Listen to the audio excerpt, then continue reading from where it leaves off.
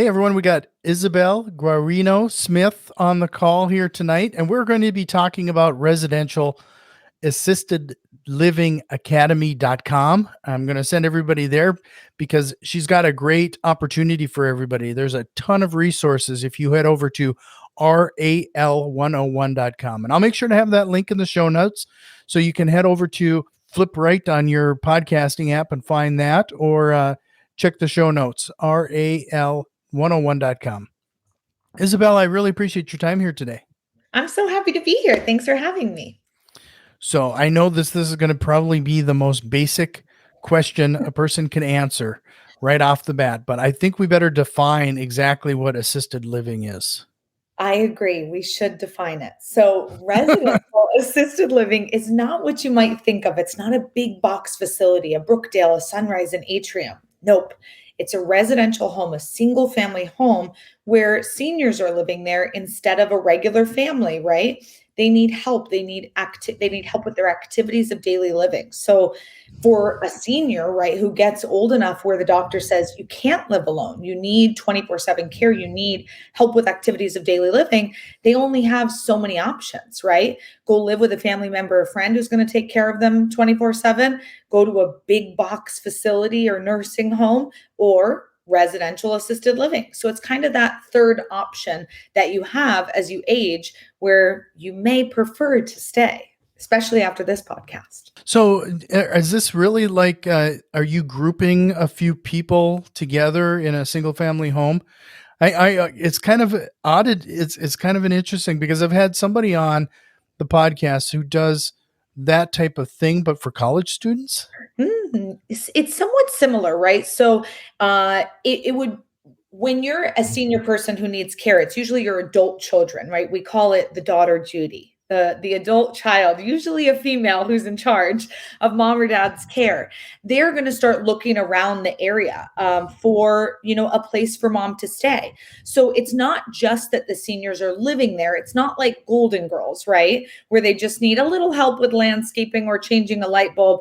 No, these seniors usually need help with 5 to 7 activities of daily living, ADLs. And ADL is everything we do from the moment we get up out of bed to the moment we go to bed, including going to the bathroom, brushing our hair, taking medication, eating, walking, standing, moving, doing really anything. So most of these seniors need help with 5 to 7 of those. So there's 24/7 caregivers living in the home and an administrator who's running the business. The role we play and what we encourage our investors to do is own that real estate. Own the real estate that's operating, the business is operating inside of, and the cash flow is tremendous. And then you potentially have a place to go if you ever need care or a loved one ever needs care. So can you compare this to like what we would know as a nursing home then? Yeah. So in a nursing home, that's doctors, gurneys, IVs, things like that. We're not medical, but it is like definitely they need assistance. So it's not independent, Golden Girls. It's not nursing homes, medical. It's kind of that in between, assisted living. So they just need help like getting up out of bed, getting changed, going to the bathroom, showering, things like that. So the average US American, right, who's in assisted living right now in America is paying $4,300 per month for this home and care. So it's pretty expensive to when you need this type of care. And that's US average. So depending on where your listeners are, right, all over the country, it varies quite a bit. Sure. So can you kind of paint for us a little picture of the properties that people are acquiring for this type of thing? I'd have to think that they were typically bigger than the traditional 3-bed, 2-bath that rental properties have usually fall in. Correct. So it's single family, but single family homes could still be for a family of 12, right? So Right. it might not be in single family in the way we think of it with like rentals, right? Like a 3-2. These are definitely bigger properties in more luxurious areas for sure. So every state has a limitation on the maximum amount of residents you're allowed to have in the home. So it falls between 6 and 16 residents typically. In Texas, you could have 16 residents in a home. So a lot of our students in Texas, they have 12 bedroom, 14 bedroom homes. They're still in a single family neighborhood. They're just in a much more upscale, area. Here in Arizona, we're limited to 10 residents in a home. So all the homes I own are 10 bedroom, 10 bath homes that house our seniors. Then you've got states like Washington where it's 8, or California where it's 6. So in a home that only is going to have 6 residents, you could use a smaller property, maybe a 4 bedroom or a 5 bedroom home, that isn't massive, but you definitely are looking for something more upscale, definitely more square footage, as many bedrooms and bathrooms as you can, because most people do want private. They don't want shared options. Sure. And would they typically, you'd want to try to get them like a single story? Single story is awesome if it's able. I know a lot of people live in states or cities where it's like that doesn't exist. So we've got a gentleman out in Jersey who he has a 4-story home. So he just added in an elevator and it works. If putting in that elevator one-time fee opens up a whole nother floor with 5 more bedrooms, it's worth it all day, baby. So it Sure. just depends. You can do multi-level chairlift or elevator, but always single level is just easiest for sure.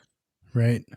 So I can imagine that this is, I'm sure that a lot of people can learn about the in and outs of this through your program, but you mentioned something about the 24/7 support. I mean, you have to have people, nurses or somebody living in there. Where does somebody typically find people willing to do this? Yeah. So the people who are working in the home pretty much 24/7 are the caregivers. You can do a live in model, but we prefer to do shift work. So they're awake staff 24/7. So a licensed caregiver, you can find them a whole bunch of different ways. You can find them on Indeed and LinkedIn and other places like that. You can also go to like a caregiver training school and get the freshest list of graduates who just went through that. I will say that especially here in Arizona and a lot of other states too, probably 75% of caregivers are from other countries, right? They're immigrants from other countries, and maybe they were doctors or nurses over in their home country and then they came over here and those accreditations did not transfer. So they want to do something meaningful and purposeful, and this gives them an opportunity to still work and still give care, so they get that license and then they work in these homes. So we Mhm. definitely have caregivers from all over the world. Sure. So, this is kind of an interesting niche. I mean, let's face fact that I have to ask, how did you get into this? Like Yeah, this is a it's you definitely unique. it's very unique. Yeah. So our story kind of started with my grandmother. She fell, broke her hip, and needed 24/7 care. And we flew up to upstate New York. We're looking for a place suitable for her. We're disgusted by the options, absolutely terrible. And was like, we cannot leave grandma here. Like, no way. So we opted for in home care, which is ridiculously expensive. But it's really a short-term solution, not a long-term. So we flew back to Arizona where we were living, started looking for opportunity here. Maybe there's something better. A lot of old people live here. We thought there's got to be something. We stumbled kind of upon residential assisted living.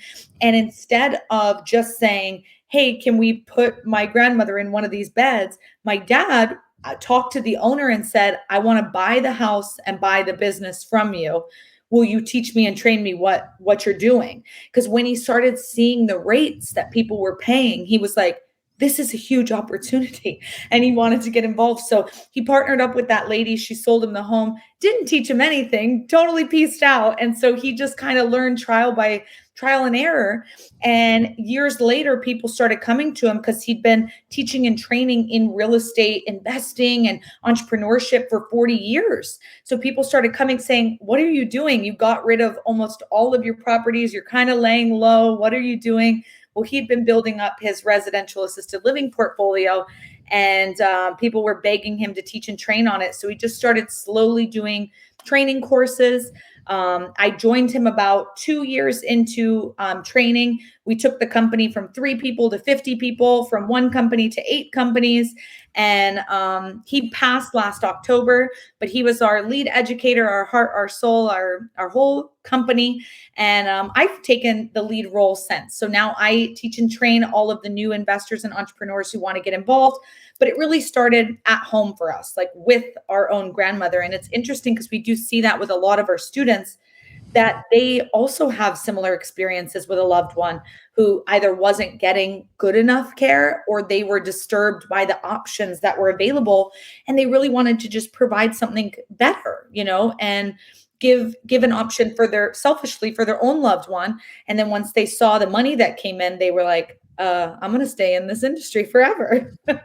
Well, So since you bring up the money, like what could somebody expect when it comes to the yeah, so I'll do basic math with you. If 4,300 is the United States average to live in one of these homes, and here in Arizona we can have 10 residents in a home, that's bringing you in $43,000 of gross, monthly income. Your Mhm. expenses should really only be around 28, and then even if your debt service is $5,000 for the home, the house could easily be cash flowing you $10,000 per month net, and that's an average home because 43 is average. What we teach is definitely above average. So kind of 10K should be the minimum that you're taking home per month on each of these houses. So outside of having the staff that's living there and helping the individuals, are there other amenities somebody has to take account for? Great question. We do have like activities who come over every day. So, pet therapy, senior yoga. There are local people in your community who are retired, who were maybe musicians or yoga teachers or whatever. And they have little companies where you pay them like $50 an hour and they come over and do a session with your seniors. So your administrator is running all that day-to-day stuff for you. So they're hiring and firing your caregivers. They're marketing and getting your new residents, touring them, right? Welcoming them into the home. They're booking all of those independent contractors, your activities coordinators, your landscapers, your chef, whoever you need, they're doing it all. Payroll, really everything. So again, the investor, you, is just owning the real estate and then owning the business. If the McDonald's employee calls out, does the guy who owns the landlord the land find out? No. He doesn't even know how to make the burger properly, right? So that's not the role I'm asking you to play, is working in the business. I want you to work on the business. Sure. So in selecting that individual that's essentially running the business for you, like is there some strategies associated with that? How do you find the best candidate? I love that. Yes. In our training, we go over a huge segment on right people, right seats, and what to look for in that person because it is so, so vital. You're right. They're the face of your company. A lot of the people don't even know that I own those homes, right? They know that administrator. That's who they think runs the show. And they do, rightfully so. I want them to know them. I want them to love them. So definitely looking for things like, we have this test that we have them take. Have you ever heard of the predictive index test? Hmm. Yeah, so we have all of our managers and caregivers take those to make sure that you're going to work well with them, that they're going to work well with each other, and really find those suitable profiles for a manager or administrator. We obviously also are always, checking up on backgrounds, and this is kind of a tight-knit industry. So if someone's an administrator in the industry, you can really ask around and most everyone will know them. It's a very reputation heavy industry. So just making sure you find the right person for you and you check those backgrounds are kind of my two quick tips for that, for sure. So you mentioned like in different cities or different areas, you might have regulations around the number of people that are living there. But are there any other regulations that we'd have to be aware of before getting into something like this? So, one regulation that I always tell people to check out first, right, is the distance rule. So, every state or city will have a rule on the distance one group home can be from another. So, your state has a website that has all of the assisted living homes there in your state, all of the licensed ones, I should say. There's about 20,000 of these across the country. We've put the entire United States into one map on ralhomelocator.com. On that map, you can see all of the assisted living homes across the country that are smaller homes, so 16, 20 beds or less. And those homes, when you find the ones in your state will have a rule that will say, like, you have to be 1 mile distance from the next home. Well, one state might say it's 80 yards. One might, it's all varying. So you always want to find out the other homes in the area and that distance rule, because I don't want you to fall in love with a property and then it's like, it was out of the question anyways. You shouldn't have been looking there. Hmm. So, well, I'm going to go back to something there. You talked about that personality index. Let's Yeah. talk about the personality of the investor for a second. What, Ooh. who, who is this a good fit for? Yes, amazing question. We have found that our most successful students are venturers, mavericks, and captains. So, if you know anything about the predictive index test, those three profiles have a couple things in common. Very high leadership. They are strong, independent leaders, right? They're friendly, but that's not their number one quality trait. Them being a leader, them having a plan and a purpose is one of their number one quality traits.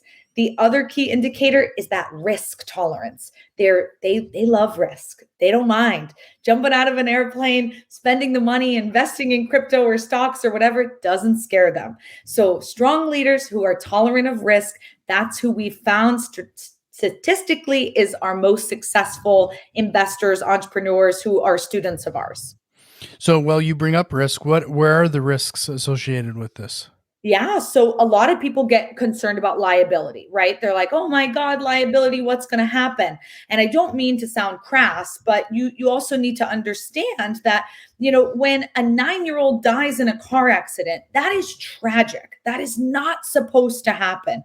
That breaks your heart and upsets you.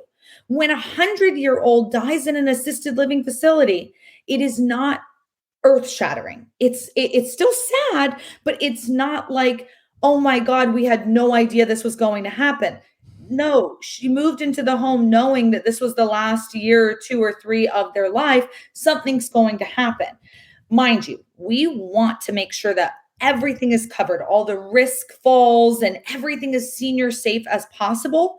That liability insurance is about $1 or $2 per day per resident. So with 10 residents, it's somewhere between 300, $600. It's really a line item. So liability doesn't really scare me for our students. And with the thousands of students we've had, no one has been sued. Knock on wood. We teach everyone to do things properly so that you can avoid those things and make sure that you're safe, your employees, your staff is safe, and that your residents are safe. Because we really don't want, I like to say that there's a lot of barriers to entry in this industry. And that's a good thing. I don't Sure. want just anyone taking care of grandma. You want the best of the best, the people who are willing to jump through those hoops to be able to get into this industry, not just anyone. Sure. So, with all that being said, it sounds like it almost sounds a little too good to be true. So, I'm going to put you on the spot here Yeah. regarding this. Could you give me an example of one of your students that struggled with this Oh, process? yes. So I think that I can think of a student right now. His name's James. So he purchased a home, and the neighbors gave him so much trouble, right? Because of the Federal Fair Housing Act. No HOA, city, state, county, angry neighbor can tell you no. You are legally allowed to do this wherever you want, because it is discriminatory against the disabled, because most of these seniors are considered disabled if they say you can't. It's a federal law and it trumps it all day long. So he got this home. The neighbors were super angry, and they didn't want him to have the home there. They didn't understand what he was trying to do. So they have delayed his process over a year to get this Mm. home open. He finally got whatever paperwork he needed to prove to them. We have lawyers who work with our RAL National Association. So that's one of the companies we built and own that represents all 20,000 of the homes across the country. So they worked with him to basically fight this, because even though you're going to win, it doesn't mean it's not going to be a fight. Mhm. So they worked with him, but it delayed him a year. That's a long time. That's why I say there's barriers to entry. This isn't something that you're going to get up and running tomorrow. This isn't on HGTV, because not every 18-year-old can do it. This is something that there's more steps. There's a big process. There's a lot of paperwork. There's people involved. This is a big deal. You're starting a whole business. You're not just wholesaling or fix and flipping or setting up an Airbnb. It is different. Right. And then on the flip side, share us a story about one of your more successful students. Like it clicked and it just, this was their niche. Yeah. So there's a lot of different ways you can get started in this. And what comes to mind is one of our students, Carla Lee. She came to our training. She was only 26 years old, didn't have a lot of money in the bank, went back to New Mexico, decided to partner with a gentleman who really was just that financing part for her. She decided to go the route of purchasing an existing home. So she purchased the home and purchased the business. So she was up and running, cash flowing day one. Within 3 years, she had 9 properties that she owned. So very quickly, right, in the grand scheme of life, in comparison to James, she was cash flowing like crazy, over $90,000 a month on these properties. And that's pretty awesome. So Sure. So now you've taken over this business. Like, what is the biggest lesson you've learned? I love that. I think something I don't know if I realized, because I was so behind the scenes for the prior, 7 years, is how emotionally tied so many of our investors and entrepreneurs are to this business. This isn't just a real estate play to them. This is like an answer to life's problems, Mm-hmm. I don't think I understood the emotionality of it as much as once I did take the stage, and then people really started sharing their hearts and their souls with me, and just saying, like, telling me a story about their loved one who desperately needs this, or how they're terrified for their own care, or how they're scared that they're not going to leave their kids anything and they want to leave them a cash flowing business and assets. So it's really a solution to 3 problems, but I don't think I understood. I think I thought I did until, I really started working more in depth with our students and really understanding the heart behind it. So we do like to say this is impact investing. You can change. You're providing jobs, you're providing amazing care and opportunity for these seniors, you're giving relief to these families. It really is like a feel good investment. And I think that sometimes it's easy to get caught up in the money, the greed gland of like, wow, I can make so much more off this one home than I'd have to have a bunch of doors to equivalent to that. So I think the heart side of it took me by surprise. Sure. No, that it frankly makes a lot of sense. So, you mentioned, a lot of the individuals that are going to be moving into a facility like this, they might realize that, I mean, this is probably going to be the last place they live. Have you found it difficult to help them and their families make that kind of transition? Because up until now, they probably have been living independent up until that point. I think it's different for every senior and every family, because some families are more in tune with what mom or dad needs, and some have no idea. They come in and they say, like, oh, this doesn't happen, or this, she's totally fine here or there. And it's like, no, she's not. So I think that really that open and honest communication about truly where, especially to those adult children, where their parent is at, with their needs and their level of care and what they're capable of, is really important. Because, something that sets us apart from those big box facility is that relationship component. This is the same caregivers day in and day out. They know and love these seniors. I don't know if you're aware of this, but in big box facilities, they literally train the caregivers and the staff to not make relationships with the seniors, because they don't want them to be upset and hurt when they pass on. So most of those caregivers have earbuds in, and they're just coming in there. Okay, number 3, like, this is what you need. They read the chart. That's all they know about the person. Like, their heart is not invested. That's so opposite than our homes, where it's just like, they're in love and everyone wants to attend the funeral and be there, and it like the whole house feels it. So I think that really over communicating, setting those expectations, and then getting to know those residents so that you really know what they specifically want, need, and how we can give them their best final years of life, is really important. But I do think in general, it can be tough for those families, especially for the seniors. I don't know, because I think I'm not that old, but when I have discussed with my own grandparents, when they needed significant more care, it is hard. It's a hard time of life, to just recognize and realize, and also see your friends start disappearing, see your partner, maybe pass on, and your whole life is looking and feeling different, so you definitely Mhm. are reminiscing more on, things you woulda, coulda, shoulda, Yeah. Well, I would guess that probably in a way helps with turnover and in in your houses too. I mean, if you those people get attached to each other, they probably like working there. Absolutely. I think that I just had an amazing, we do home tours of our students when they open their home, and then I'll, get on Zoom with them and we'll go through the home so we can share it with other people on social media or whatever. And I was just doing a home tour with one of our students out in Connecticut, and she was saying she opened maybe 2.5 years ago, and she hasn't had one caregiver leave her. Which in a market like we're in, where people are, hired and fired, like, every day, that's pretty wild.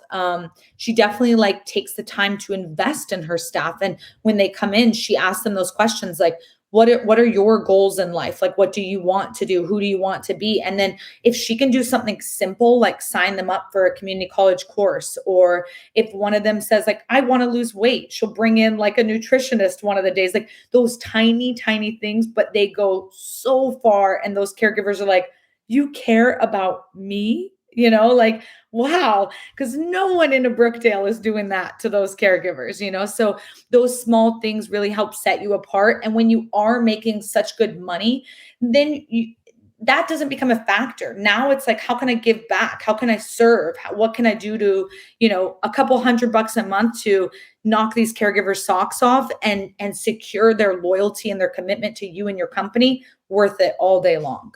Yeah. Well, just a reminder for everybody, I'm going to send you over to RAL101.com. Take advantage of what Isabelle is offering there and connect with her and her team if this is something you'd be interested in. Isabelle, this was an eye opener. I really appreciate your time here tonight. But before I let you go, is there a question or concept you wished we would have covered here today? Ooh, I love that. I think, can this happen in all 50 states? And the answer is yes. We have lots of students from Canada, Australia, Mexico, even who want to come over and invest in the US.